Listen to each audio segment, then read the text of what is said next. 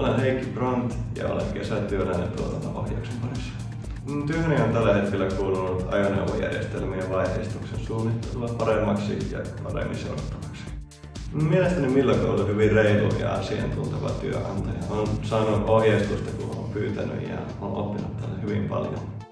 Kaikkein parhaiten mieleen jäänyt nämä kehitysprojektit, mihin olen osallistunut. Kaiken lisäksi on tullut kysyttyä asiantuntijoilta jotain kysymyksiä, on tullut nähtyä aika paljon puolustusvoimien kalustoa.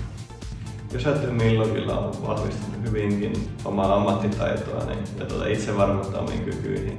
Millogilla saa tosi elämänkokemusta ajoneuvokaluston huollosta ruohonjuuritasolla sekä pääsee näkemään, miten tuotannonohjaus vaikuttaa varikkotasolla toimintaan.